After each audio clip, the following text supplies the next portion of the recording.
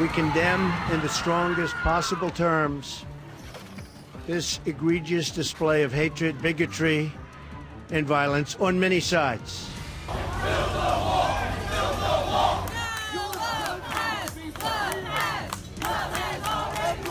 That the hate and the division must stop, and must stop right now. I'm gonna let it shine, oh, in Charlottesville. I'm gonna let it shine, oh,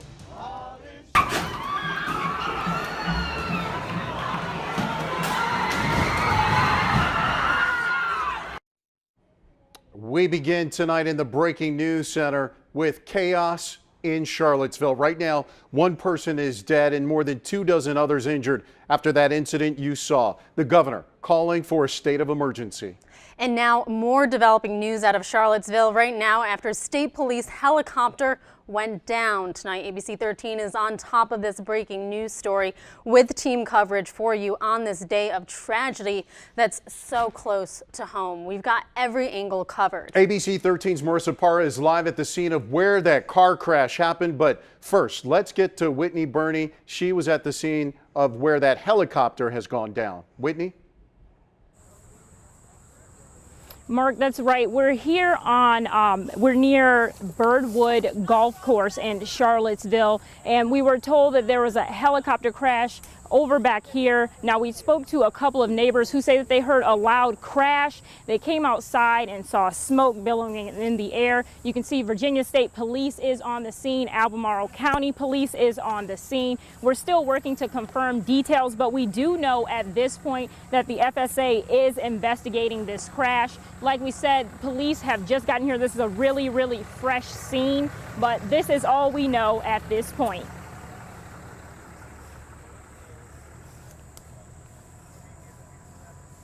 And thank you so much, Whitney. And she will have more coverage on that in just a few minutes. And now we want to go live to ABC 13's Marissa Parra.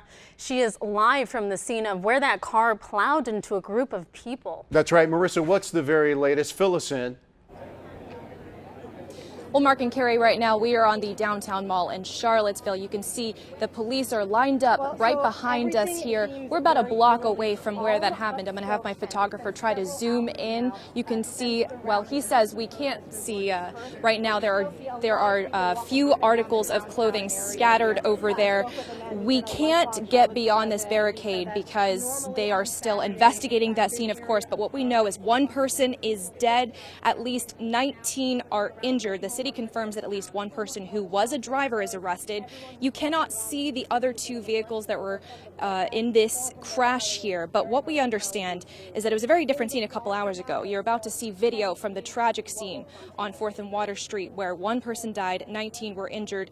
And not even a mile away, we actually stumbled upon what many are saying is the vehicle that was used in that crowd plowing. As you can see, it very closely matches the description of the vehicle we saw in the video earlier.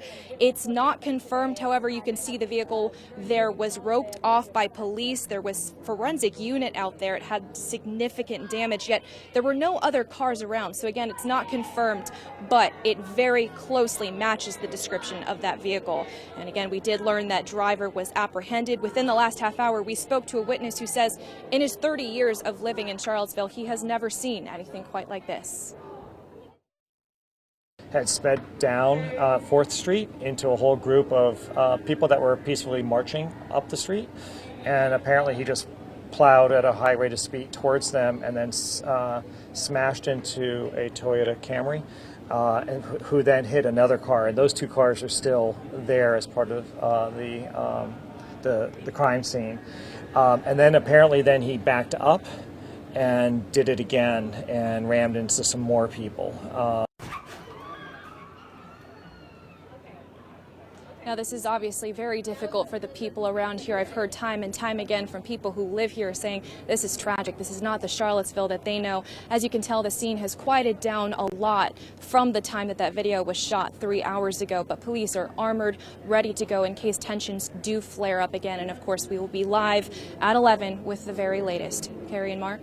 And Marissa, before you go, let me ask you this, if I can. That driver of the car, was who is now in police custody. Was it police who actually got him out of the car, or was it people in the crowd who pulled him out? Because we know that he drove a short distance down the street there. Well, Mark, we actually do not know that quite yet. We're still working to get those details. We heard from neighbors who were there. They saw a man running from that vehicle that was about a mile away from here.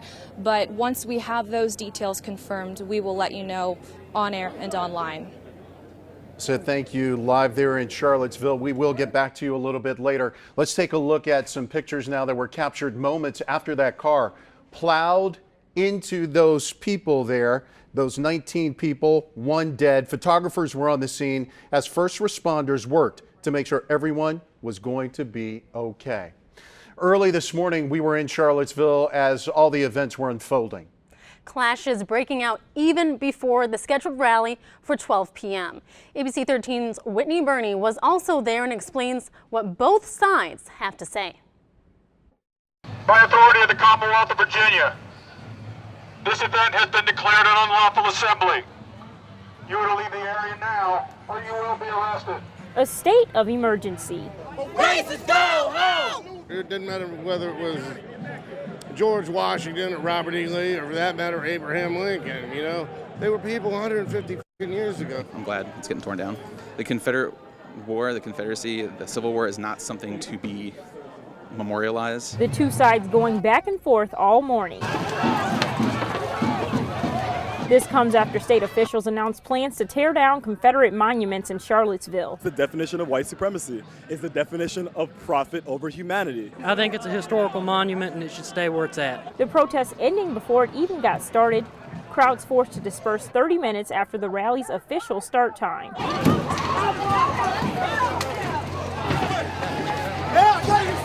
What's going on here is it's atrocious. Seen a lot of violence from both sides. There is anti-white Christian culture. I'm here for my ancestors. I'm here for my peers, for my family. With messages for folks on the other side. We need to push and resist against this right now. This wouldn't have happened a couple of years ago. This cannot be the norm. All right, Whitney Burney reporting. We continue to follow breaking news out of Charlottesville tonight, where Governor Terry McAuliffe is expected to address the media about all of the events in Charlottesville today. We hope to bring that to you live when it happens. Right now, though, we want to go back live to Marissa Parra, who is in downtown Charlottesville. Marissa, what are you seeing? Well, Mark and Carrie, the situation has calmed down a lot from an hour or a couple hours ago, rather. We're at downtown Charlottesville. You can see police are at the ready just in case. This is a block away from when a vehicle had crashed into a crowd of people where 1 person died, at least 19 people were injured. Now, again, a vastly different situation and scene right here now. You can hear loud music is being played. We're not going to pan down over there right now because not all of them are wearing clothes, but it is peaceful situation. There are people. We're going to pan over this way.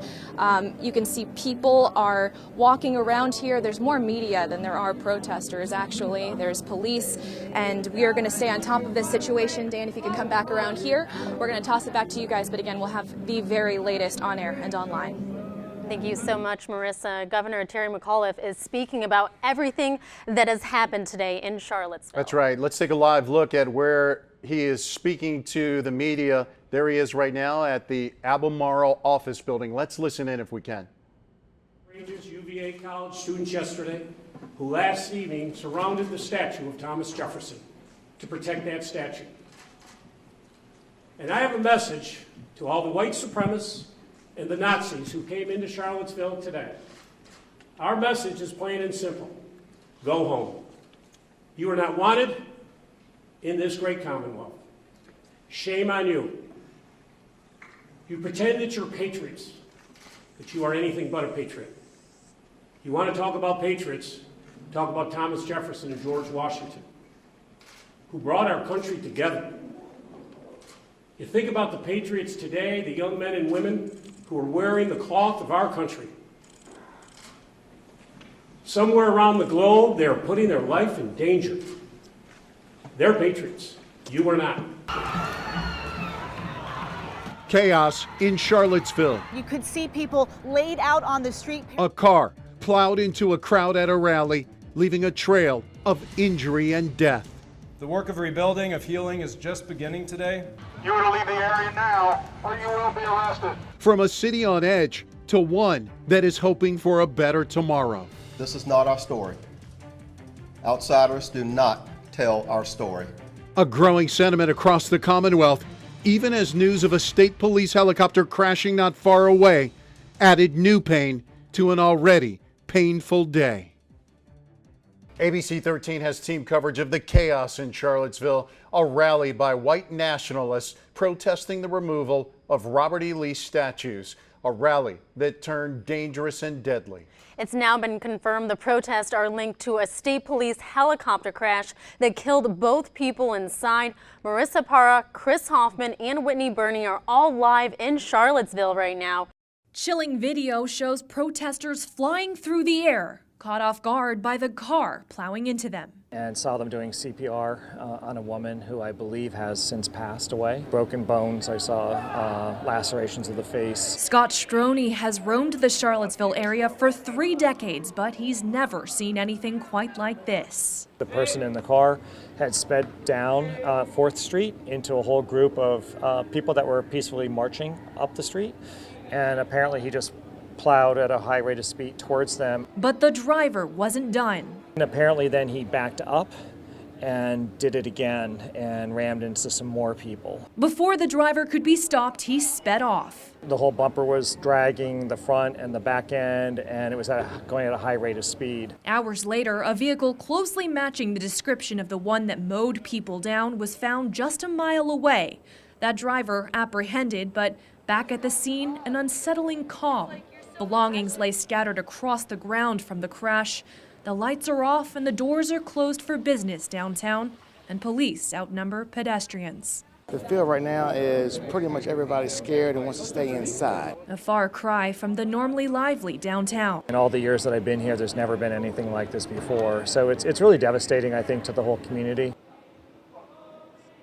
And we are just learning the charges that James Fields is facing: 1 count of second-degree murder, 3 counts of malicious wounding, and failing to stop at the scene of an accident that resulted in death. The AP also reports a woman who identified herself as the mother of Fields says he told her he was going to a rally. Samantha Bloom of Ohio confirmed details about her son's car and his trip to Virginia, saying she received a text from him that he was going. We have confirmed the 2010 Dodge Charger that crashed into that crowd was registered to Fields. The car had Ohio plates.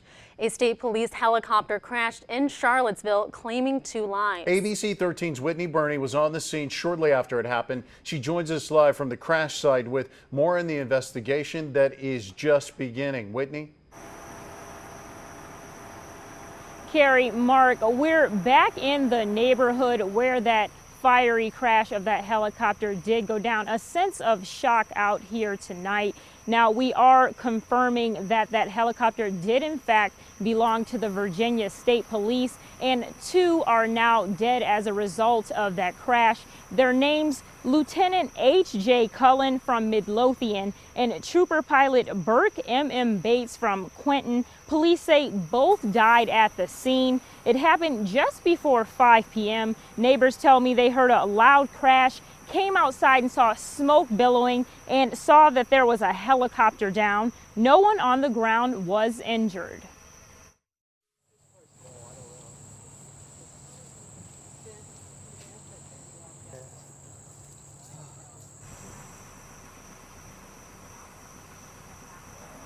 Police have cleared most of the crash site at this point. Both the FFA and NTSB are investigating. The cause of the crash is unknown at this time. We're also learning that Bates's birthday was tomorrow. He would have turned 41, and this is still a developing story. We'll continue to bring you details as they arise and as police release them. Live in Charlottesville, Whitney Burney, ABC 13 News.